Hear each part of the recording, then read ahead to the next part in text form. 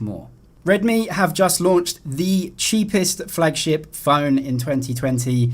The cheapest phone that uses this flagship processor, the Snapdragon 865, coming in at 2,999 RMB in China, roughly about $500 US. However, that cheap version does have some limitations and doesn't have the same hardware as the more expensive versions of the same phone, and definitely doesn't have the same hardware as the Zoom edition. You get USB-C on the phone and a headphone jack too. An infrared blaster is on the phone at the top. The normal version has this shiny back, just like the Mi 10 from Xiaomi, the non-pro version, whereas the Zoom edition, which really is the pro version of these two phones, goes for a matte finish. Redmi have gone for this circular Oreo style camera bump on the back, and all the internals of this phone are incredible. LPDDR5 RAM, UFS 3.1 storage, all of the good stuff, except the very cheapest version that comes in at that low price of $2,999 doesn't have LPDDR5, it has the older LPDDR4X. It also has UFS 3.0 storage rather than UFS 3.1.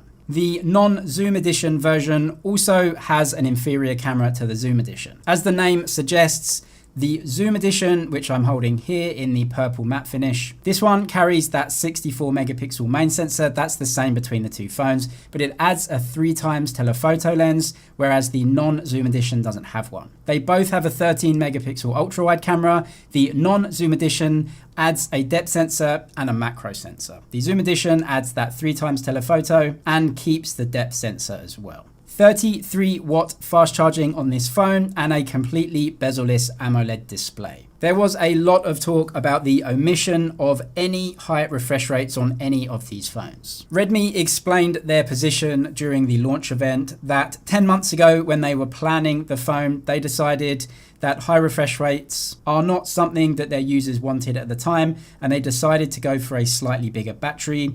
The battery in this one is 4,700 milliamp hours. As time has gone on, high refresh rates have become a big thing, but at the time, they thought that their users would prefer more battery life over a 90 Hz display. That is the explanation that we got anyway, but some of the other things that they've added, for example, the stepping motor or the haptic feedback engine, is definitely much improved over the previous versions. It's very clicky now. The screen itself is a good quality panel. It's an AMOLED. The phone feels very classy because of it, and you get that completely bezel-less display because of the pop-up camera. Xiaomi say there's a 92.7% screen to body ratio. They use a Samsung E3 AMOLED panel. It has a 180 touch sampling rate and also HDR10+, apparently to give you better colors when watching videos and playing games. The Zoom edition, which is the Pro version, is not as cheap as that very cheapest version. It starts at 3,799 in China, which is about 600 or so US dollars. There's a big jump, and they definitely had to cut some corners in that very cheapest version to give that low price. But honestly, it is way lower than any other phone carrying a Snapdragon 865. So maybe a lot of you guys don't mind the compromises because of the price. Subscribe to the channel if you want to see camera tests between the K30 Pro and the Mi 10, for example, which is releasing worldwide very soon. Chuck a like on the video and send a comment. What video would you like to see of the K30 Pro? A speed test, a camera test, or another video? Let me know. Redmi compared the K30 Pro Zoom edition constantly to the Honor V30, which was released about 6 months ago. That was a mid-range phone from Huawei with 5G. Yes, on the specs sheet, this does very well against that, and it is cheaper.